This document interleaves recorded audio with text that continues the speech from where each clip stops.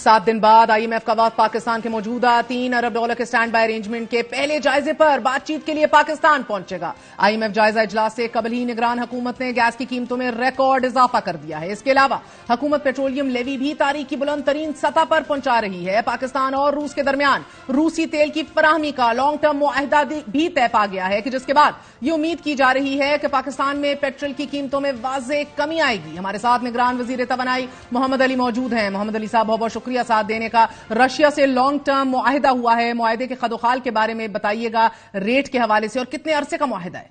जी, Pakistan refinery जो कि हमारी नॉमिनेटेड एंटिटी है, उसका मुआहिदा हुआ है रशिया की जो नॉमिनेटेड एंटिटी उसके साथ। तो साल के up to 9 million barrels Pakistan refinery import करेगी डिपेंडिंग ऑन द प्राइस। लेकिन चूंकि प्राइस फ्लक्चुएट करती है इन द इंटरनेशनल मार्केट, तो हर कार्गो की प्राइस सेट होगी। ग्लोबली जो प्राइस कैप्स लगाए गए हैं रशियन ऑयल के ऊपर, वो सारे फॉलो होंगे। और तमाम चीजें, तमाम फ्रेट कॉस्ट वगैरह ज्यादा होती है बिकॉज रशिया से वॉयज टाइम ज्यादा होता है।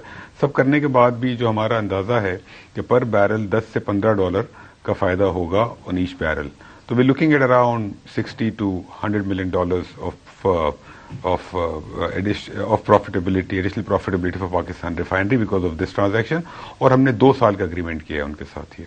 और इस 2 साल के एग्रीमेंट में मोहम्मद अली साहब $60 पर बैरल जिस तरह यूरोप दे रहा है, that's what we are meeting, और लेस देन दैट? जी, $60 का कैप है। $60 के ऊपर तो आप रशियन ऑयल कोई ले ही नहीं सकता, तो हम भी उसको फॉलो करेंगे। लेकिन जैसे मिडल ईस्ट से जब मंगवाते हैं ऑयल, तो उसकी जो फ्रेट कॉस्ट होती है वो $1 होती है। जब रशिया से आता है तो उसकी कोई $10 होती है बिकॉज वॉयज टाइम ज्यादा होता है। तो जिस तरह यूरोप जो चीज जिस रेट पे ले रहा है, हम उसी रेट पे लेंगे, उससे ज्यादा पे नहीं लेंगे, कम पे हो सकता है कि ले लें। और सर, कैपेसिटी पेमेंट्स के हवाले से बताइएगा। आखिरी इंटरव्यू में से मैंने आपसे पूछा था इस मसले के हवाले से, हल के हवाले से। तकरीबन 2000 अरब रुपए तक ये बोझ बढ़ चुका है। बिजली महंगी से महंगी होती चली जा रही है, अवाम पिसते चले जा रहे हैं, साथ ही सर्कुलर डेट भी बढ़ रहा है। क्या इसका हल है आपके पास, या ये रुक गया है अब? अभी सर्कुलर डेट जो है वो इंक्रीज होना, बढ़ना रुक गया है। ये जो गैस प्राइसेस हमने अभी बढ़ाई हैं, जो कि बढ़ाना मजबूरी थी, वरना सर्कुलर डेट बढ़ रहा था, नुकसान बढ़ रहा था, तो उसकी वजह से अब पूरे पेट्रोलियम सेक्टर में तो सर्कुलर डेट अब नहीं बढ़ेगा। जो साल का 400 अरब से बढ़ रहा था वो रुक गया है। पावर सेक्टर के अंदर भी सर्कुलर डेट अब नहीं बढ़ता बिकॉज हमने जो भी रिक्वायरमेंट या लॉसेज होते हैं वो बजट के थ्रू फाइनेंस होते हैं। तो सर्कुलर डेट अब पूरे एनर्जी सेक्टर में, पेट्रोलियम में और पावर में इस गैस प्राइस इंक्रीज के बाद रुक जाएगा, बढ़ेगा नहीं। लेकिन हाँ, वो जो जमा हुआ है तकरीबन 4500 अरब का, उसका हल निकालना है, उसके ऊपर हम काम कर रहे हैं।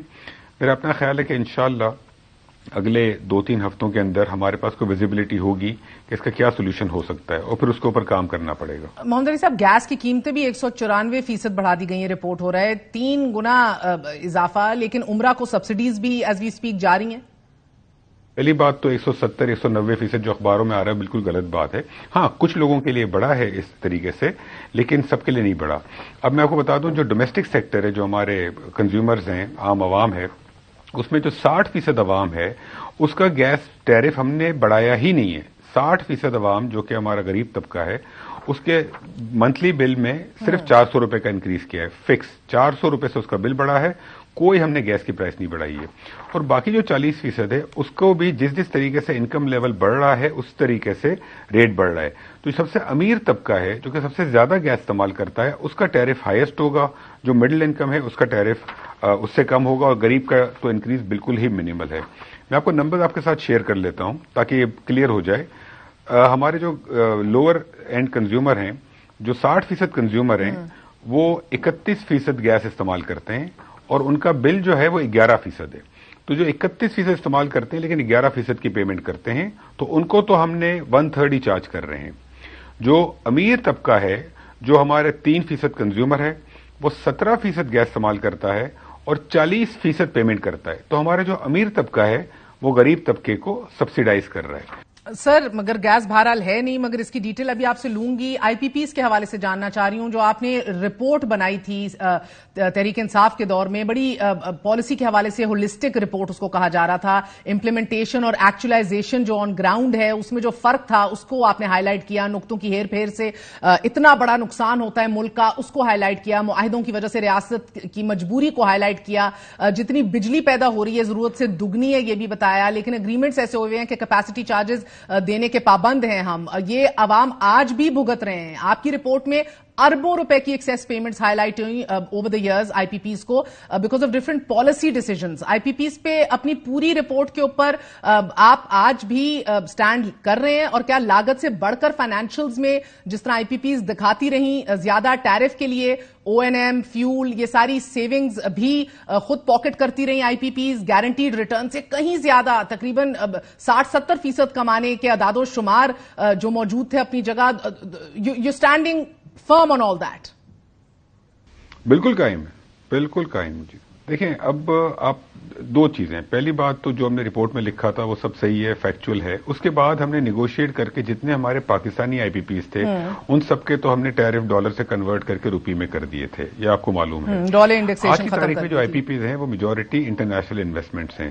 آج پاکستان کو انٹرنیشنل انویسٹمنٹ کی ضرورت ہے, تو اس وقت ہم انٹرنیشنل انویسٹرز کے ساتھ جا کے تو وہ ان کا کانٹریکٹ چینج نہیں کر سکتے. ہیونگ سیڈ دس, اب جو بھی ہم پروجیکٹ لگا رہے ہیں اس میں ہم کمپیٹیٹو بڈنگ کے تھرو کر رہے ہیں. پہلے ہم کاسٹ پلس کرتے تھے, او این ایم کے سرٹن اماؤنٹ دیتے تھے, کیپیسٹی پیمنٹ بہت زیادہ تھیں. تو اب جو ہم کر رہے ہیں, جیسے کہ ابھی ہم 600 میگا واٹ سولر کی بڈنگ کروا رہے ہیں, وہ 4 سے 5 سینٹ کے بیچ میں اس کا ریٹ آئے گا.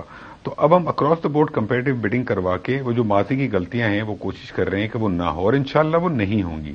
غلطیاں ہوئی ہیں پاسٹ میں ہمارے اداروں سے, ہمارے لوگوں سے, لیکن پھر یہ ایک لرننگ پروسیس بھی تھا. لیکن اب انشاءاللہ تعالی یہ اتنی اویئرنیس آ گئی ہے اس ایشو کے اوپر کہ میرا خیال ہے کہ اب اس ٹائپ کی ڈیسیژن میکنگ نہیں ہوگی. سر جس کو آپ لرننگ پروسیس کہہ رہے ہیں, عوام تو خون کے آنسو رو رہی ہے نا, بجلی کے بل دیتے دیتے, ان کیپیسٹی پیمنٹس کو ایڈجسٹ کرتے کرتے, جدھر امیر امیر ہوتا چلا جاتا ہے اور اس کی رسائی بھی ہے to the corridors of power. اب آپ نے 2 آپشنز دی تھیں اپنی اس رپورٹ کے اندر, ایک تو ان کے ساتھ ٹیبل پہ بیٹھ کے معاہدہ نیگوشیٹ کر لیں, جو کہ آپ لوگوں نے کیا بھی, مگر دوسری اور اہم ترین تھی کہ فورینزک آڈٹ ہونے چاہیے آئی پی پیز کے, اوور انوائسنگ کے حوالے سے, ہیٹ ریٹ آڈٹ کے حوالے سے, کک بیکس لینے کے حوالے سے, مس رپورٹنگ کرنے کے حوالے سے. یہ آڈٹس ہوئے ہیں محمد علی صاحب؟ نہیں, آڈٹ یہ نہیں ہوئے ہیں. کچھ کورٹ کے اس کے اندر اسٹیز بھی ہیں, اس وجہ سے بھی نہیں ہوئے ہیں. اور فورینسک آڈٹ کا ہم نے رپورٹ میں بھی کہا تھا کہ سیکنڈ آپشن ہے, ہم نے فرسٹ آپشن کہا تھا کہ نیگوشیٹ کریں. اس کی وجہ ہے مہر کہ پاکستان میں 40-50 بڑے بزنس گروپس ہیں, اگر سب کے اور تقریباً اتنے ہی آئی پی پیز ہیں, سب کا فورینسک آڈٹ کرنا اگر شروع کر دیتے اس وقت تو پاکستان میں بجلی نہیں ہوتی. تو اور دوسری بات ہے کہ نیگوسیشن میں آپ کو خود کو پتا ہے کہ ہمارے بزنس گروپ سے سب نے تعاون کیا, اپنے ڈالر کے ریٹ انہوں نے روپیز میں کیے. ہاں ان کی پروفیٹیبلٹی زیادہ تھی, لیکن وہ کانٹریکٹ ماضی میں آج سے 20 سال پہلے 15 سال پہلے ہم لوگوں نے ہی سائن کیے تھے. لیکن اب دیکھیں, اب پاکستان کو اگر آگے بڑھنا ہے تو ہمیں جو غلطیاں ماضی میں ہوئی ہیں وہ نہیں کرنی ہیں, لیکن ایٹ دا سیم ٹائم اب ہم ہمارے کانٹریکٹس کو رینیگوشیٹ کرنے کے لیے نہیں کھول سکتے, کیونکہ اب ہمیں انویسٹمنٹ چاہیے اور ہمیں بزنس مین کو کانفیڈنس دینا ہے. تو اب کنسسٹنسی چاہیے ہوگی پالیسیز کی, اسی وجہ سے انویسٹمنٹ آئے گی اس ملک میں, ورنہ ہم نہ انڈسٹریل گروتھ کر سکیں گے نہ ایکسپورٹ کر